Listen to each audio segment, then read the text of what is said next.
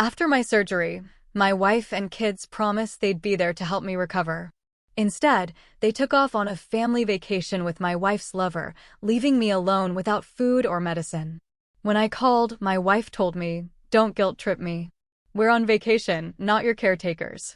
All I could say was, "Thanks for showing me who you really are." 2 weeks later, I made a choice they never saw coming. My spoiled kids blew up my phone with 42 messages. "Please talk to us. We're begging."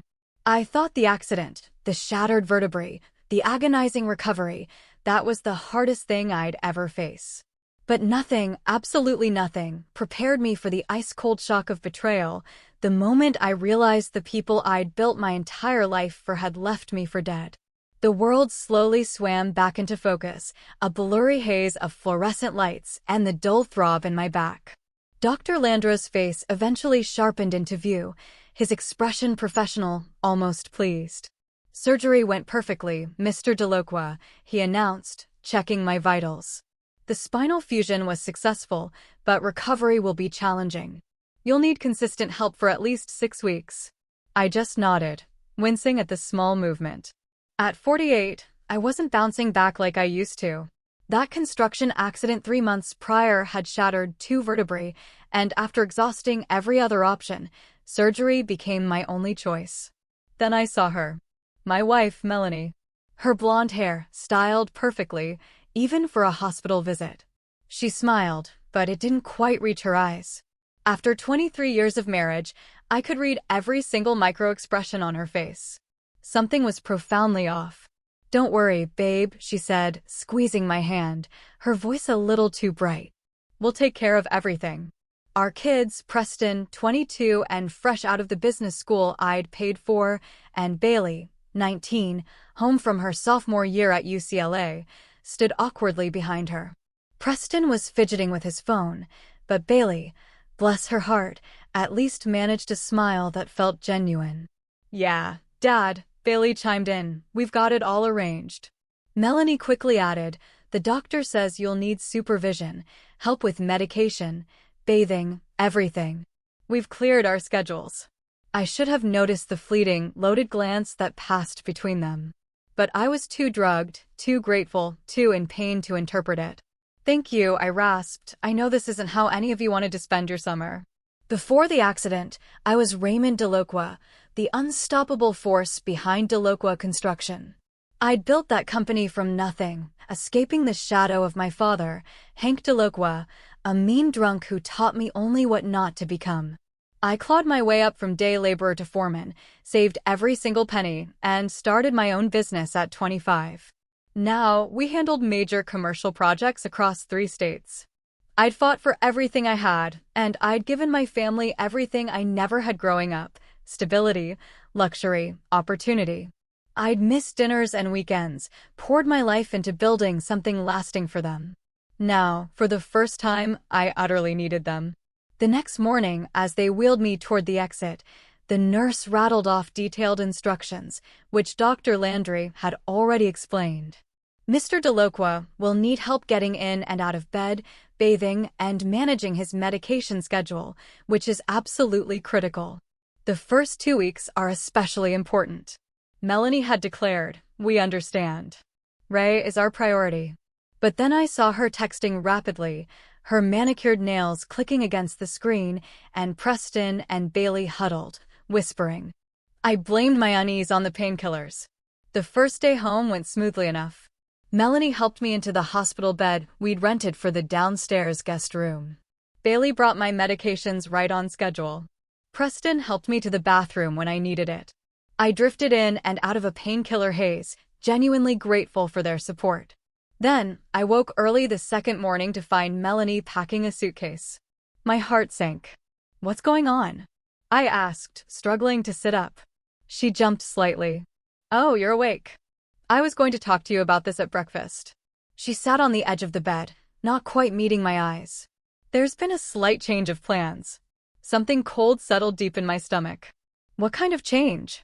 "You remember that Lake Tahoe trip we booked months ago? The one with a non-refundable deposit," she said, avoiding my gaze. I stared at her. "The family vacation? You're still going?" She sighed, as if I were being unreasonable. Ray, it's a 5-star resort. We'd lose thousands. Preston and Bailey have been looking forward to it all semester. But the doctor said, I've got it all figured out, she interrupted, a touch of impatience in her voice. Meals prepped in the fridge, medications labeled by day and time. We'll only be gone 10 days. And you can call us anytime. 10 days. The betrayal hit me like a physical blow. Melanie, I can barely get to the bathroom alone. You promised. All of you promised to help me. My voice cracked, embarrassingly. Her face hardened slightly. Don't make this difficult, Ray. We've been planning this forever. Preston and Bailey appeared in the doorway, already dressed for travel. Dad, we're really sorry, Bailey said, looking genuinely conflicted. But Mom says you'll be okay, and nothing changes the fact that we're going, Preston finished firmly. The resort has that business networking event I told you about, remember? I can't miss that opportunity. I looked at my family. Really looked at them. And I saw strangers. These people, who I'd sacrificed everything for, couldn't sacrifice 10 days of vacation for me. When do you leave? I asked quietly. Our flight's at noon, Melanie said, relief evident in her voice. I've left detailed instructions on the kitchen counter. For hours later, they were gone. I lay in my bed, pain radiating through my body, and listened to the profound silence of my empty house. Day 3 after surgery was when everything truly fell apart. The medication schedule became a confusing blur. Was it time for the high-dose painkiller or the anti-inflammatory? The typed instructions Melanie left were unclear, and my mind was foggy from pain and previous doses. I called her cell phone, straight to voicemail. Same with Preston and Bailey. I managed to drag myself to the kitchen, one excruciating step at a time, using the walker the hospital had provided. The prepped meals Melanie promised were just sandwich ingredients and 3 frozen dinners. The microwave was too high for me to safely use while balancing on my walker. By evening, hunger and pain had become twin torturers. I finally reached Melanie on the 5th try. We're at dinner, Ray, she answered, sounding annoyed. The background noise told me they were at a restaurant, laughter, clinking glasses. Can this wait? No, it can't, I said through gritted teeth. I need help figuring out which medication I'm on. Hold on, she interrupted. I heard her moving somewhere quieter. What's the problem? I labeled everything. The instructions aren't clear, and I can barely move, I explained, my voice raw. Melanie, I haven't eaten since breakfast. A brief silence. Then, you're a grown man, Ray. Figure it out. I had major spinal surgery 3 days ago. My voice rose with disbelief. The doctor said I needed help. Don't guilt-trip me, she snapped. We're on vacation, not your servants. The casual cruelty of her words stunned me into silence. In the background, I heard a male voice asking if everything was okay. The voice wasn't Preston's. Who's that? I asked softly. A pause. Just the waiter, she said, too quickly. Look, I need to go. Follow the pill schedule as best you can. We'll call tomorrow. They didn't call tomorrow. The next day, I survived on water from the bathroom sink and crackers I could reach from the bed. The pain became a living thing, clawing at my insides. On day 5, I dragged myself to my office down the hall, determined to call my doctor. My desk phone was dead. The line disconnected. My cell phone was nearly out of battery, and I couldn't find my charger. In desperation, I booted up my computer to email my doctor. And that's when everything changed. Melanie had left her email logged in.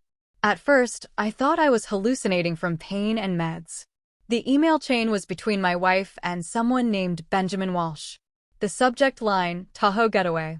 Can't wait to feel your body against mine with nothing but the lake view as witness, read one message from Benjamin. Ray's surgery was perfect timing, Melanie had replied. The kids think it's just a family vacation. 10 days of freedom. My hands trembled as I kept reading. The affair had been going on for over a year. Benjamin Walsh was my business partner Neil Walsh's cousin, a fact that added another searing layer of betrayal. The emails revealed that Preston and Bailey knew about the affair. They didn't approve, but they'd agreed to participate in this family vacation because Benjamin had promised Preston introductions to investors and Bailey a summer internship at his marketing firm. I read every email, each word a knife twisting in my gut. Then I noticed a notification for a shared photo album. With numb fingers, I clicked it. There they were. My family. And my wife's lover. Posing in front of a luxury lake house. Melanie wrapped in Benjamin's arms. Preston shaking hands with men in expensive suits. Bailey lounging by a pool. All of them smiling, not a care in the world, while I lay neglected, in agony. "Thanks for showing me who you really are," I whispered to the empty room. I managed one phone call before my cell died completely. Not to Melanie or my children, not even to Dr. Landry. I called Hugh Bannister, my oldest friend and the only person who knew everything about me, including the darkness I kept buried. "Hugh," I said when he answered, my voice raw, "I need you." He arrived 6 hours later, with supplies, medication, and cold fury in his eyes. "Jesus Christ, Ray," he said, taking in my unwashed body, the empty water glasses, the confusion of pills. "They left you like this." "They left me for dead," I corrected quietly. "And now I'm going to return the favor." Hugh moved into my guest room for the next 2 weeks. A retired military medic turned private security consultant, he approached my recovery with tactical precision. He administered medications, changed bandages, helped me bathe, and cooked actual meals. More importantly, he listened as I poured out every bitter detail of my family's betrayal. "They've been laughing at me for God knows how long," I said one evening as we sat on the back patio. I was finally mobile enough to venture outside with a cane. My own children chose a stranger over their father because of what he could offer them. Hugh's weathered face remained impassive, but I knew he was furious on my behalf. We'd grown up together in the same hardscrabble neighborhood, had each other's backs through every fight and setback. He had been the best man in my wedding and godfather to both my children. "What are you thinking, Ray?" he asked carefully. He knew me well enough to see the cold calculation behind my pain. "I'm thinking it's time they learned what it feels like to be abandoned," I replied. "I've got 2 weeks before they return." "That's enough time for what?" I turned to him, the decision crystallizing. To disappear. Not just leave. Disappear so completely they'll never find me unless I want to be found. Hugh nodded slowly. "You have the means." He was referring to what we'd always called my ghost protocol, a detailed escape plan I'd created years ago during a period of paranoia after my company's first major success. I'd established alternate identities, offshore accounts, and property holdings that couldn't be traced back to me. I never thought I'd use them against my own family. "They think I'm just a wallet with legs," I said bitterly. "A provider who can be discarded when inconvenient. They have no idea who I really am or what I'm capable of." "What about the company?" Hugh asked. "Neil can buy my shares. He's wanted it for years." My jaw tightened. "Though I'm going to make sure he understands exactly what his cousin has done." Over the next few days, as my physical strength gradually returned, Hugh helped me set my plan in motion. We transferred funds, contacted my lawyer, and prepared documentation. I recorded videos on my phone, documenting my condition and the abandoned state of the house. I forwarded the damning emails to secure accounts. By the time Melanie texted that they'd be home in 2 days, every trace of Raymond Delocqua, the devoted father and husband, was ready to vanish. "Are you absolutely sure about this?" Hugh asked the night before their return. "Once you trigger this, there's no going back." I looked around at the house I'd built, filled with memories both good and bad. For 23 years, I believed I was building a legacy of love. Now, I understood I'd just been building a comfortable prison for myself. "I've never been more certain of anything," I replied. They made their choice. Now I'm making mine. 2 days later, my family returned from Lake Tahoe to find an empty house. No trace of my hospital bed, medication, or personal belongings. Just a note on the kitchen counter that read, "I received your message loud and clear. Now you'll receive mine." The game had begun. The Blue Ridge Mountains of North Carolina offered perfect seclusion while I recovered and planned. Hugh owned a cabin there, off-grid and untraceable. As summer heat gave way to fall coolness, I rebuilt my body through rigorous physical therapy and my mind through meticulous strategy. 42 messages from Bailey today, Hugh reported, checking the burner phone we used to monitor my family's desperate attempts at contact. Most of them variations on "please talk to us. We're begging." I continued my push-ups, face impassive. And Melanie? 28 calls, 15 texts. She's threatening to file a missing persons report. I snorted. Let her. I left a video with my lawyer explaining I'm leaving voluntarily. The police won't waste resources. According to our surveillance, my disappearance had thrown my family into chaos. Melanie had to explain to friends, neighbors, and business associates why her husband had vanished immediately after major surgery. The story she concocted, that I was at a specialized rehabilitation facility, was already unraveling. Preston had been forced to put his networking opportunities on hold to help manage the company in my absence. Bailey had returned to UCLA but was failing classes, distracted by the family drama. And Benjamin Walsh had mysteriously stepped back from the relationship. Sensing complications. They still think this is temporary, I said, toweling off sweat. That I'm having a midlife crisis or tantrum. They expect me to come crawling back when I run out of money or resolve. Hugh raised an eyebrow. And that's where they're wrong. Catastrophically wrong, I agreed. My plan required patience. While my family scrambled to maintain appearances, I was reconstructing myself. The beard I grew disguised my face. Daily mountain hikes had hardened my body beyond its pre-injury state. Even my voice had changed. I worked with a dialect coach online to adopt a slight southern draw. Raymond Delacroix was disappearing. And in his place, Robert Dawson was emerging, a successful real estate investor with a background no one would question too deeply. 3 months after my disappearance, I was ready for phase 2. Hugh drove me to Charlotte, where I boarded a private plane to the Cayman Islands. There, I met with bankers who knew me only as Robert Dawson, activated financial instruments established years earlier, and set in motion the economic screws that would slowly tighten around my family's necks. You're really going to let them lose the house? Hugh asked during our encrypted video call that evening. I provided for them generously for decades, I replied coolly. The house, the cars, the vacations, the education, all paid for by the man they abandoned without food or medication. They made their choice. And Neil Walsh, your business partner? My expression hardened. I've sold him my shares at fair market value, but he's about to discover that his cousin's affair with my wife violated multiple morality clauses in our partnership agreement. You're scorching the earth, Ray. No, I corrected. I'm just removing what was never actually theirs. They'll keep their clothes, personal items, and whatever they've saved independently. But everything I built? That's coming with me. By Christmas, 6 months after my disappearance, the effects were becoming clear. Melanie had been forced to sell her luxury car to cover mounting debts. Preston, unable to manage in my absence, had been sidelined at the company as Neil brought in experienced management. Bailey had dropped out of UCLA, unable to afford tuition after the college fund I'd established mysteriously froze. Their text messages had evolved from angry demands to confused pleas to desperate bargaining. Dad, please, Bailey wrote in her latest message. Mom had to take a job at the mall. We might lose the house. Whatever we did, we're sorry. Just tell us what you want us to do.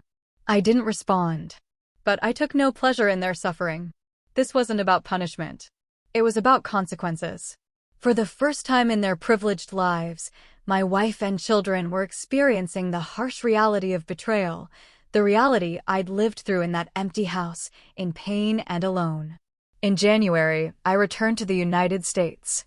Not to my former home, but to Denver, Colorado, where Robert Dawson purchased a penthouse apartment with sweeping mountain views. With my new identity firmly established, I began building a new real estate development company, focusing on sustainable, affordable housing, the antithesis of the luxury properties my family had always expected. They hired a private investigator, Hugh informed me during his first visit to my new home. Amateur hour.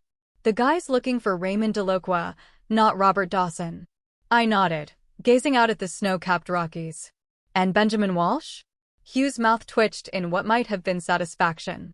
Left town after his cousin's business took a nosedive. Apparently, he's not interested in Melanie now that the money's gone. Of course not, I said quietly. He wanted what I built, not who she is. The final pieces are in place, Hugh said. Are you ready for the last phase? I turned to face my oldest friend. It's time for the Delacroix family to learn that actions have permanent consequences. Spring brought renewal to Denver, but final reckonings to my former family. On the anniversary of my surgery, a date etched in my memory by pain and betrayal, I put the final phase of my plan into motion. First came certified letters from my attorney, delivered simultaneously to Melanie, Preston, and Bailey at the modest apartment they now shared. The letters outlined, in precise legal language, exactly what they had lost and why. Melanie's divorce papers cited abandonment and adultery, with copies of the incriminating emails attached. Her settlement? Exactly what our prenuptial agreement specified for infidelity. Nothing. Preston received documentation showing that his shares in Delacroix Construction had been legally forfeited when he breached his fiduciary duty by aiding in his mother's deception during my medical emergency. Bailey received notice that while her college trust had been frozen, it wasn't gone. It had been converted to a scholarship fund for underprivileged students, with a stipulation that she could never benefit from it. Each letter ended with the same statement: Raymond Delacroix has moved forward with his life and requests no further contact. That should be the end of it, I told Hugh during our weekly encrypted call. They know the truth now. They can accept it and move on. Hugh's silence told me he disagreed. What? I demanded. You know your family, Ray. This won't be the end. He was right. Within days, my lawyer reported that Melanie was contesting the divorce, claiming duress and abandonment on my part. Preston had consulted 3 different attorneys about challenging the share forfeiture. Bailey had shown up at the Scholarship Foundation's office, causing a scene. Their desperation wasn't surprising. In the months since my disappearance, their lives had unraveled completely. The house had been foreclosed on. Melanie's job at the mall hadn't lasted. Preston had been fully removed from the company after Neil Walsh discovered his complicity in covering up Melanie's affair with his cousin. Bailey was waiting tables at a diner instead of finishing her degree. They were experiencing exactly what I'd intended, the consequences of their choices. What I hadn't expected was Benjamin Walsh's reappearance in Melanie's life. My surveillance reported that he'd returned, supposedly to support her through this difficult time. In reality, he was after the one asset he believed she still had, potential claims to my fortune. It was time to become visible. Under my new identity as Robert Dawson, I arranged to purchase the building where Melanie worked. A routine staff meeting was called, with a new owner scheduled to address employees. I arrived in an expensive suit, my beard now stylishly trimmed, hair slightly longer and touched with distinguished gray. Melanie didn't recognize me at first. She sat in the back row, slumped with exhaustion in her retail uniform. Only when I began speaking, letting my cultivated accent slip slightly, did her head snap up. Our eyes met across the room, and I watched the blood drain from her face. As the new owner, I continued smoothly, ignoring her visible shock. I'll be making some changes to operations.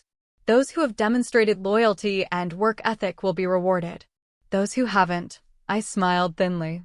Well, the market is competitive these days. After the meeting, I retreated to my office and waited. Within minutes, there was a frantic knock at the door. Come in, Melanie, I called. She burst in, trembling. Are? Is it really you? Or, have you? Why did you? She moved toward me, arms outstretched. I held up a hand, stopping her. That's not my name anymore, and you've lost the right to ask me anything. Please, she begged, tears spilling. You have to listen. I've lost everything. The kids are suffering. Much like I suffered alone after surgery? I asked mildly. When you were enjoying Lake Tahoe with your lover? Her face crumpled. It was a terrible mistake.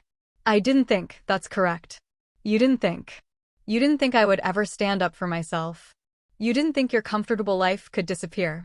You didn't think consequences would apply to you. Ray. Robert. Whatever you're calling yourself, she whispered. I'm still your wife. Not for much longer, I replied. And this meeting isn't about reconciliation. It's about clarity. I want you to understand exactly why your life has fallen apart. And I want you to explain it to our children. I slid a folder across the desk. Inside is documentation of everything. The emails, the photos from your vacation, the text messages between you and Benjamin planning how to leave me alone after surgery. I want Preston and Bailey to see who their mother really is. They'll hate me, she whispered. Perhaps I agreed. Or perhaps they'll recognize their own complicity. Either way, they deserve the truth. And then what? She asked. After we've seen all this, what happens? I leaned back in my chair. Then nothing. Your life continues as it is. My life continues as Robert Dawson. The only difference is that illusions will be stripped away. You can't mean that, she said desperately. After 23 years, you can't just, actually, I can. You taught me that, Melanie. When you said, we're on vacation, not your servants.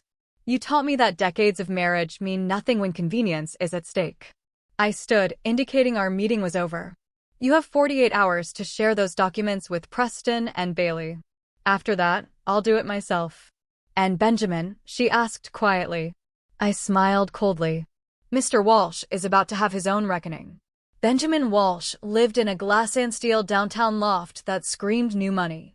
Exactly the type of flashy, substanceless dwelling that would appeal to a man who pursued married women and leveraged family connections for business advantage. I studied his habits for a week before making my move. Every morning, he left his building at precisely 7:15 a.m., walked to a local coffee shop, then took his BMW to his office. His predictability made him vulnerable. On a crisp Monday morning, I waited in the coffee shop, newspaper raised to obscure my face. When Benjamin entered, I watched him order his usual complicated espresso drink, then followed him to the sugar station. Excuse me, I said, deliberately bumping into him and causing him to spill his drink. Hey, watch it, he snapped, then froze as recognition dawned. Deloqua. Let's talk outside, I said quietly, my voice a low rumble. Unless you prefer I make a scene about how you slept with my wife while I was recovering from surgery. His face paled, and he followed me to a secluded bench in a nearby park. How did you find me? He asked, visibly nervous. Finding people is easy when you have resources, I replied. And despite your best efforts with my wife, I still have considerable resources. Look, whatever happened between Melanie and me was a conspiracy to abandon an injured man, I finished. Don't pretend it was a love story, Benjamin. We both know you were after my connections, my lifestyle. You wanted what I built. He swallowed hard. What do you want from me? Money? I don't have much left since Neil's company. I'm well aware of your financial situation, I interrupted. After all, I engineered it. His eyes widened. You, but how? The same way I'm going to engineer what happens next if you don't follow my instructions exactly. I handed him an envelope. Inside are plane tickets to Phoenix and information on a job opportunity. Your qualifications have been slightly enhanced to ensure you get the position. You want me to move to Arizona? He asked incredulously. I want you out of my family's life, permanently, I corrected. The job is legitimate. The apartment is paid for 6 months, considered a fresh start, one you don't deserve, but I'm providing anyway. And if I refuse? I smiled thinly. Then the evidence of how you manipulated my children with false promises while sleeping with their mother gets sent to every business contact in your phone. The documentation of your involvement in my abandonment goes to the police to explore potential criminal negligence. And the records of your previous affairs, yes, I know about those too, go to the women's husbands. Benjamin stared at me, hatred and fear warring in his expression. You're insane. No, I replied calmly. I'm thorough. You have 48 hours to accept the job and be on that plane. After that, the consequences begin. I stood to leave, then paused. One more thing. If you contact Melanie or my children ever again, even to say goodbye, all the evidence drops immediately. Am I clear? He nodded mutely. Good. Enjoy Phoenix, Mr. Walsh. I hear the dry heat is good for people with character deficiencies. That evening, I met Preston at his cramped one-bedroom apartment. Unlike his mother, he recognized me immediately when I knocked on his door. Dad, he whispered, looking like he'd seen a ghost. You're alive. Disappointed? I asked, stepping past him into the apartment. No. God, no. We've been looking everywhere for you. Why did you destroy everything? The company, our home, my future. His voice broke. I surveyed his living space, a far cry from the luxury he'd grown up with. I didn't destroy anything, Preston. I simply took back what was mine. But did you read the documents your mother received? I interrupted. He nodded, not meeting my eyes. The emails? The arrangements for the trip? You knew about her affair with Benjamin Walsh before we even left for the hospital, didn't you? His silence was answer enough. You chose a business networking opportunity over your father's health and safety, I continued. You chose Benjamin's empty promises over your obligations to the man who gave you everything. I thought you'd be okay, he mumbled. Mom said, your mother lied, I cut in. And you chose to believe her because it was convenient. Because a luxury vacation and career opportunities mattered more than basic human decency.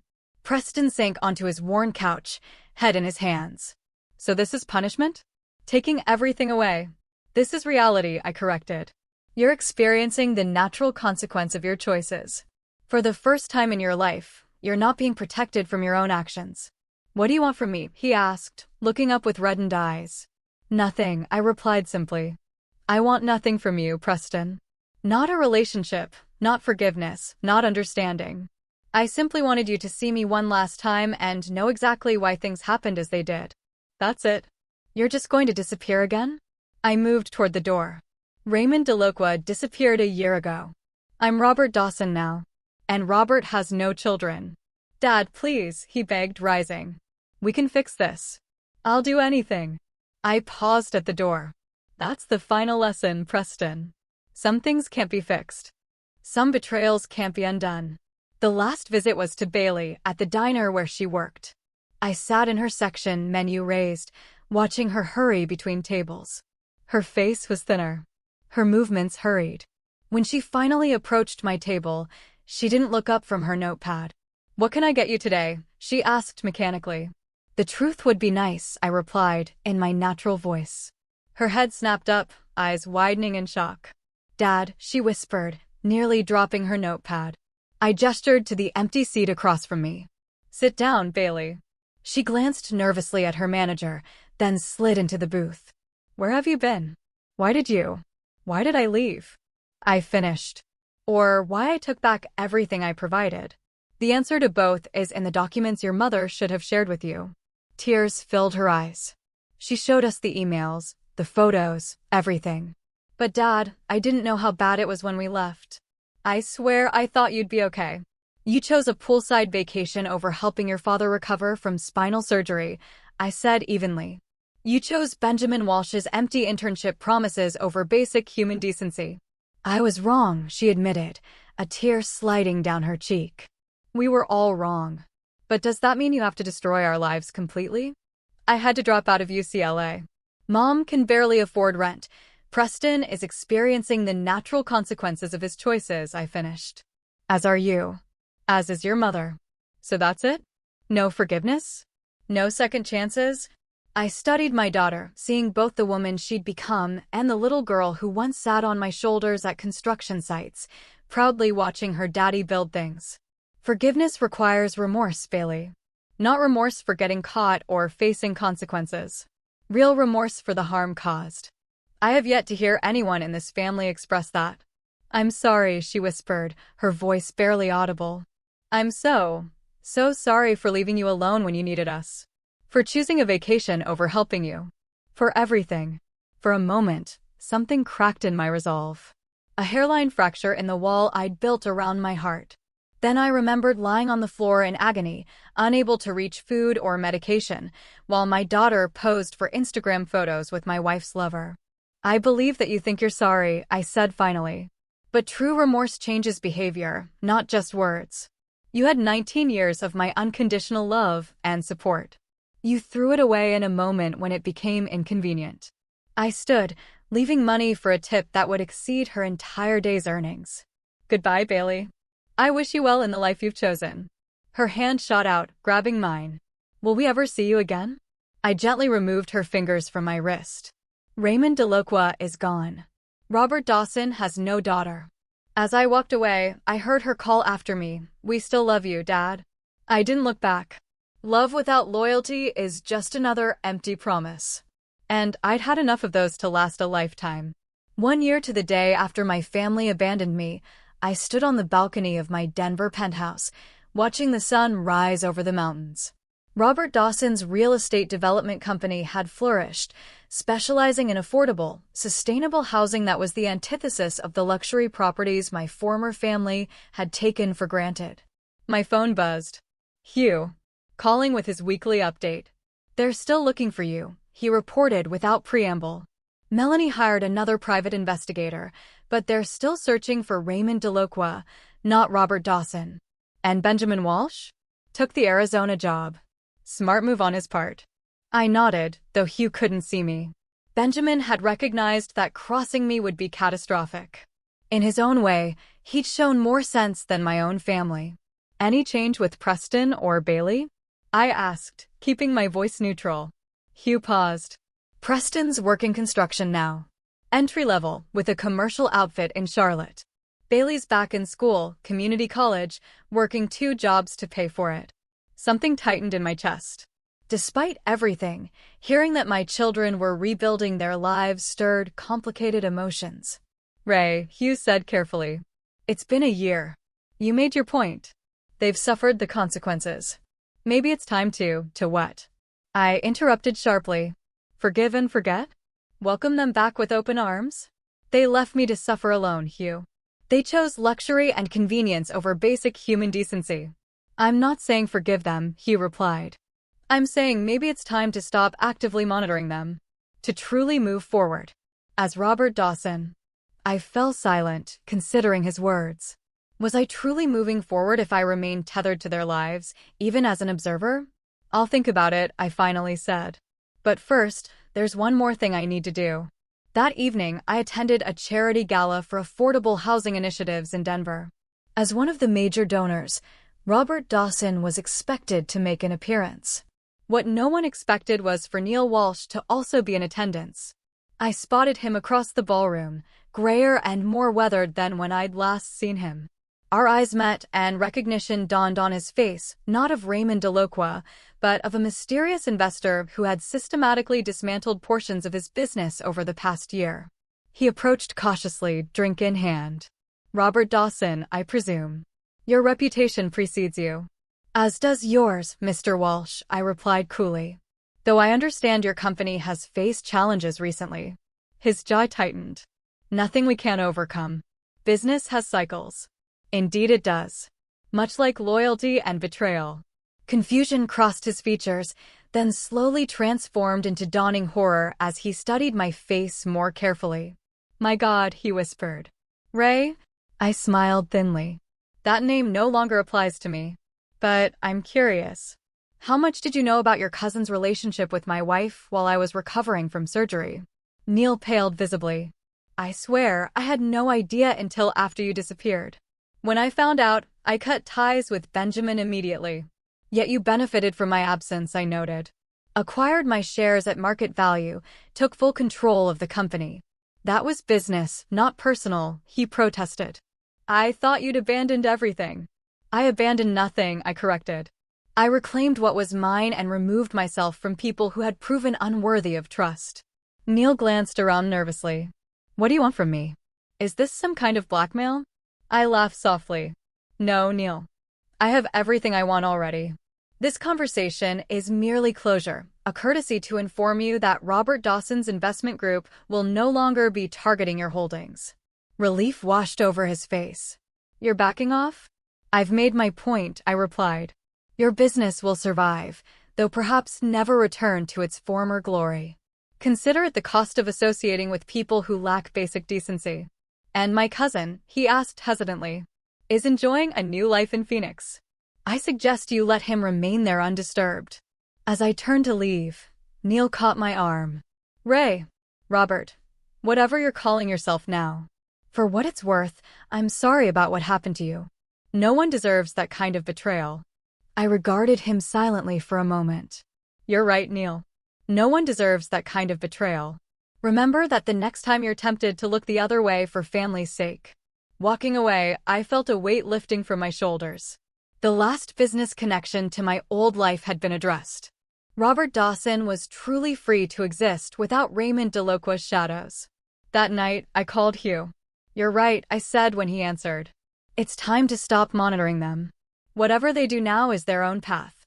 Hugh's relief was palpable. "I think that's wise, Ray. You've built something good as Robert. Don't let the past poison it." "There's just one more thing," I added. "I want you to arrange a trust for Bailey's education. Anonymous enough to cover community college and transfer to a state university if she maintains her grades. She's working hard to rebuild. I won't stand in the way of that." "And Preston?" "Melanie?" "Nothing," I said firmly. "Preston chose his path with open eyes. And Melanie made her choice long ago." "You're a complicated man, my friend," Hugh said quietly. "No," I corrected. "Just a man who understands that not all betrayals are equal." 3 days after my conversation with Neil Walsh, as I was leaving my office in downtown Denver, a familiar figure stepped out of the shadows of the parking garage. "Hello, Robert," Melanie said, using my new name deliberately. "Or do you still answer to Ray when no one's around?" I kept my expression neutral, though inwardly I was calculating how she'd found me. Neil Walsh was the obvious answer. "Melanie," I acknowledged. "You're a long way from home." She looked different, thinner, with stress lines around her eyes and cheaper clothes than she'd been accustomed to. But her spine was straight, her gaze direct. "Home," she laughed bitterly. "You took our home. You took everything." "I took back what was mine," I corrected. "What you forfeited when you chose a luxury vacation with your lover over basic human decency." She flinched, but didn't back down. "I've had a year to think about what happened," she began, her voice raw. "To recognize my mistakes and live with the consequences. But this vendetta goes beyond justice, Ray. This is cruelty." "Cruelty?" I raised an eyebrow. "Like leaving a man who just had spinal surgery alone without proper food or medication. That kind of cruelty." "I was wrong," she admitted, her voice cracking slightly. "Terribly, unforgivably wrong. What I did was selfish and callous, and I will regret it for the rest of my life. Yet here you are seeking what? Forgiveness? Restoration? Money? Closure," she said simply. "And to deliver these." She held out a manila envelope. When I made no move to take it, she placed it on the hood of my car. "Letters from Preston and Bailey," she explained. "Things they need to say to you, whether you want to hear them or not." "And from you?" I asked coldly. "I've said my piece to your face. I wasn't a good wife, Ray. Even before everything. I took you for granted. Resented your work hours while enjoying the lifestyle they provided. When Benjamin showed interest, it fed something in me that I should have addressed honestly with you instead." Her candor was unexpected. For a moment, I saw a flicker of the woman I'd once loved, direct, unflinching. "That doesn't excuse what you did," I said. "Nothing excuses what I did," she agreed. "But I want you to know that while you've been systematically destroying our lives, I've been recognizing how I destroyed something precious long before you disappeared." She turned to leave, then paused. "The divorce papers. I've signed them. They're in there too. You win, Ray. You're free." "I've been free for a year," I replied. She looked back, eyes glistening. "Have you?" "Because the man I married, for all his flaws and mine, wasn't cruel. He was tough, demanding, sometimes distant, but never cruel. This elaborate punishment scheme. This isn't freedom. It's a prison of your own making." After she left, I sat in my car for a long time, the envelope untouched beside me. Finally, I opened it. Inside were 3 letters, one from Melanie, despite what she'd said, and one each from Preston and Bailey. I read them in the silent car, each word landing like a stone in still water. Preston wrote of shame and regret, of the hard lessons learned working with his hands after a lifetime of privilege, of understanding finally the value of what I'd built and the depth of his betrayal. Bailey wrote of her struggle to rebuild, of working 2 jobs while studying, of nightmares where she returned to an empty house to find me gone. She wrote of love that persisted despite everything. Melanie's letter was the shortest and most devastating. "I didn't love him," she wrote. "I loved the reflection of myself in his eyes. Younger, desired, unencumbered by responsibility. It was never about him, but about escaping who I'd become and destroying our family. I've been forced to face that woman in the mirror without illusions. I don't ask forgiveness. I don't deserve it. I ask only that you don't punish our children for my failures. They were following my lead, as they always had. Direct your justified rage at me alone. I drove home in silence, the letters burning a hole in my pocket. For the first time in a year, the righteousness of my revenge fell hollow. That night, I received a text from an unknown number. Dad, it's Bailey. Mom told us she found you. I don't expect forgiveness or money or anything. I just want you to know that I understand now what real consequences are. And I'm trying to be someone you could be proud of, even if you never know it. I didn't respond, but I didn't block the number either. 3 days later, Preston appeared in my office building. Security called up, and against my better judgment, I agreed to see him. He entered cautiously, taking in the vast windows and modern furniture of Robert Dawson's domain. The past year had changed him. The pampered boy was gone, replaced by a man with calloused hands and a humbler bearing. I won't take much of your time, he began. I just needed to see you once, face to face. To say I'm sorry. Not for getting caught or facing consequences. The choice I made. For valuing opportunity over loyalty. For failing as a son when you needed me most. I studied him silently, noting the construction dust on his boots, the simplicity of his clothes. You're working in the industry, I observed. He nodded. Started as a laborer. Learning from the ground up, the way you did. It's harder than I ever imagined. Makes me realize how much I took for granted. What do you want from me, Preston? Nothing, he said, meeting my gaze directly. I came to give, not take. To offer an apology that you deserve, whether you accept it or not. Something shifted in me, a tectonic movement of emotion long suppressed. Not forgiveness, exactly, but perhaps the first tremor that might eventually lead there. You were following your mother's lead, I said finally. No, he countered firmly. I was a grown man, making my own choice. I chose wrong. That's on me, not her. His willingness to take full responsibility surprised me. It was unexpected maturity. Is there anything else? I asked, my voice carefully neutral. He hesitated, then reached into his pocket and pulled out a worn photograph. I thought you might want this back. I've been carrying it since we had to pack up the house. It was a picture from 20 years ago. Preston at age 2 on my shoulders at a construction site.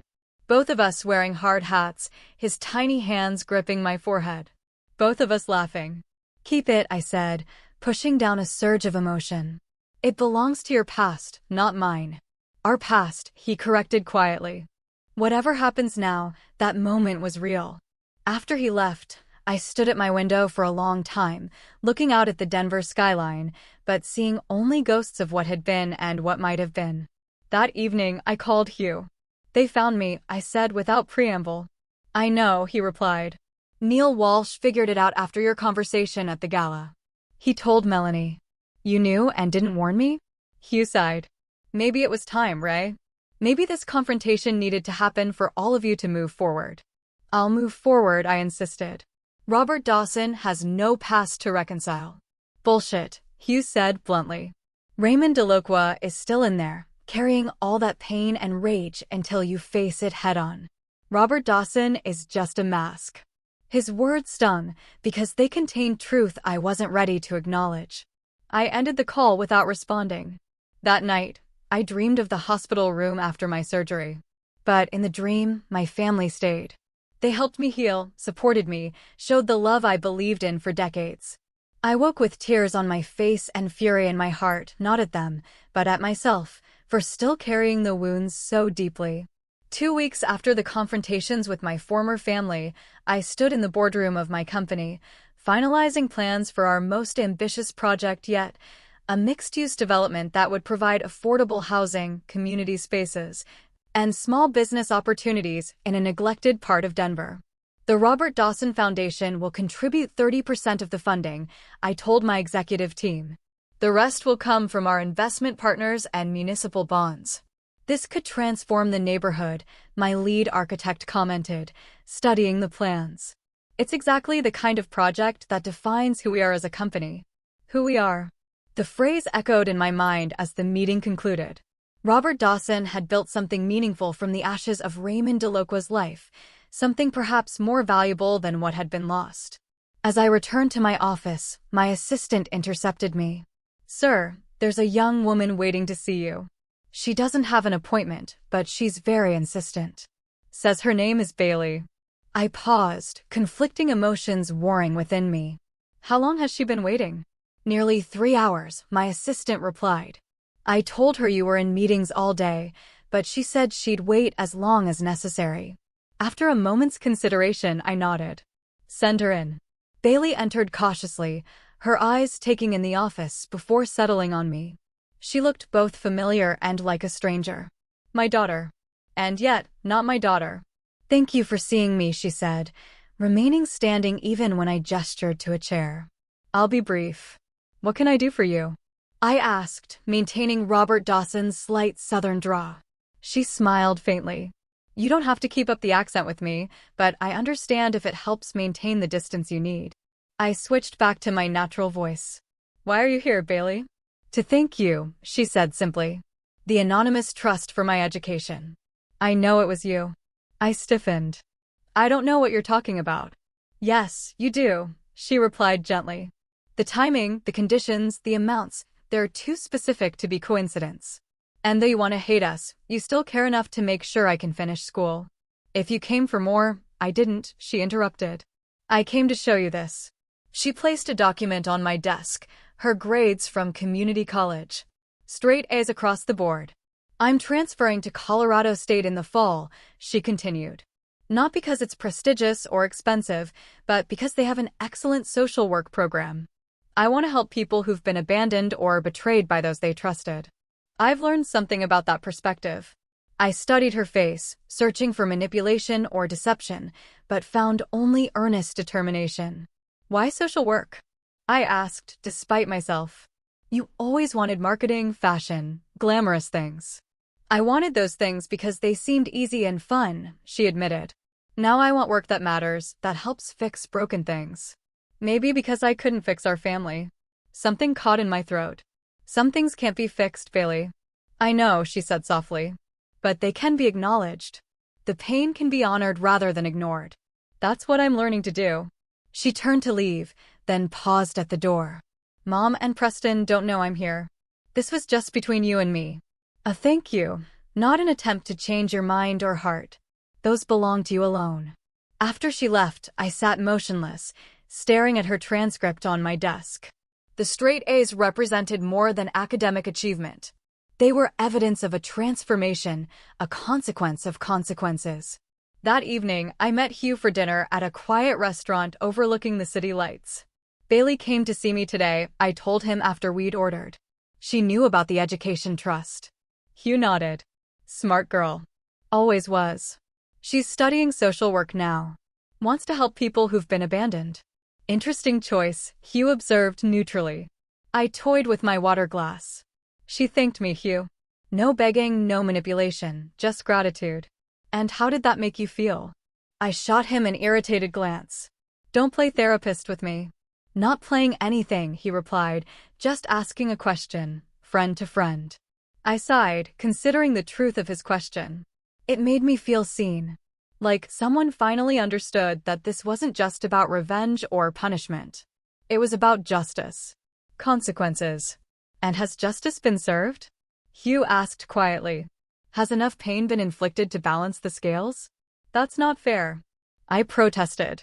"Isn't it? You crafted an elaborate plan to make them suffer as you suffered. They've lost their home, their status, their comfort. Melanie lost her husband and reputation. Preston lost his inheritance and position. They spent a year paying for 10 days of cruelty and selfishness. At what point is the debt paid?" I stared out at the city lights, considering his words. "You think I should forgive them?" "I think," Hugh said carefully, "that Robert Dawson has built something valuable and meaningful, something that could be his legacy instead of his hiding place. I think holding on to Raymond Delacroix's pain serves no one, least of all you." "And what would forgiveness even look like?" I asked, genuinely uncertain. Welcome them back into my life? Pretend nothing happened. Hugh shook his head. Forgiveness doesn't mean restoration, Ray. It means releasing the active desire to see them suffer. It means allowing them and yourself to move forward without the weight of the past dictating every step. Later that night, standing on my penthouse balcony, I made a decision. Not about forgiveness, I wasn't ready for that. But about ending the active pursuit of retribution. About allowing natural consequences to unfold without my hand continually tipping the scales. The next morning, I called my lawyer. I want to establish 3 trusts, I instructed. One for Melanie Delocroix, one for Preston Delocroix, and one to formalize the existing arrangement for Bailey Delocroix. Generous ones, I assume, he asked, knowing my resources. Adequate, I corrected. Enough for Melanie to establish a modest home and living. Enough for Preston to finish his education if he chooses. Bailey's remains for her education only. And the conditions? No contact requirements. No public acknowledgments. They receive quarterly payments regardless of their behavior toward me. That's unexpectedly unconditional, my lawyer observed. May I ask what prompted this change? I thought about Bailey's transcript. Preston's calloused hands. Melanie's direct gaze as she owned her mistakes without excuses. Justice has been served, I said simply. Continuing to pursue it becomes something else entirely. Vengeance, he supplied. Precisely. And Robert Dawson isn't defined by vengeance. 3 days later, as I was preparing to leave for a business trip to Seattle, my security team alerted me to a visitor in the lobby. Preston. Send him up, I decided after a moment's consideration. When he entered my penthouse, he carried a toolbox and wore work clothes. Your assistant mentioned you had some cabinets that needed repair, he said by way of greeting. I'm between jobs this week. I stared at him, nonplussed. You came to fix my cabinets? He shrugged. I came to offer something I'm actually qualified to give. Not money or status or connections, just skilled labor. The gesture, practical, humble, entirely unexpected, caught me off guard. The kitchen cabinet doors do stick, I admitted. Preston nodded and moved to the kitchen, setting down his toolbox and examining the hinges with professional focus. I watched him work, skillfully, methodically, without complaint or expectation. You've learned, I observed. Starting from zero will do that, he replied without looking up. When everything's taken away, you figure out what you can actually build with your own 2 hands. As he finished adjusting the final hinge, testing the door's smooth swing, he added, Mom got notification of the trust you established. She cried for hours. It's not forgiveness, he said quickly. It's just mercy, Preston finished. We don't deserve it. We know that. He packed his tools with careful precision. The cabinets should work properly now. If they give you any more trouble, call me. No charge. It's the least I can do. After he left, I ran my hand over the smooth operation of the cabinet doors, thinking about things broken and things repaired, about mercy that wasn't forgiveness, but might someday lead there. That night, I received a text message from Melanie. Thank you for the trust. I don't deserve your kindness after my cruelty. The money will help establish a stable home, but the gesture itself means more. That perhaps someday, not now, but someday, there might be peace between us. I didn't respond, but I didn't delete the message either. 6 months later, I attended the groundbreaking ceremony for the Robert Dawson Foundation's affordable housing development. As I prepared to address the gathered crowd and press, I spotted 3 figures standing at the back, Melanie, Preston, and Bailey. Watching quietly, making no attempt to approach or be acknowledged. Hugh appeared at my side. They asked me if they could come. Said they wanted to witness something good you were building, even if they couldn't be part of it. I nodded slowly, processing the complexity of emotions their presence evoked. Not forgiveness, not yet, but perhaps the beginning of something that wasn't defined by pain. They can stay, I said finally. As long as they understand that Raymond Delocroix died 1.5 years ago. I'm Robert Dawson now. Hugh studied me carefully. And who exactly is Robert Dawson, beyond the name and the accent? I looked out at the development site, the symbolic first shovel waiting to break ground on something new and hopeful. He's a man who builds things, I replied. Things that last, things with purpose. And he doesn't define himself by what was taken from him, but by what he chooses to create. As I moved toward the podium, I felt the weight of their gazes but didn't look back. The past remained where it belonged, behind me. The future, with all its possibilities and uncertainties, lay in the foundations we were about to lay. I had survived betrayal, enacted justice, and now stood at the threshold of something new. Not forgiveness, perhaps, but freedom. Freedom from the need for revenge. Freedom to build rather than destroy. Freedom to move forward without the constant weight of looking back. In the end, that was the most ruthless revenge of all, not destroying my betrayers, but removing their power to define my future. Not forgetting what they had done, but refusing to be limited by it. And as I broke ground on the new development, I silently acknowledged what Raymond Delacroix had never understood, but Robert Dawson had learned through fire. True power lies not in what we can take from others, but in what we choose to build for ourselves.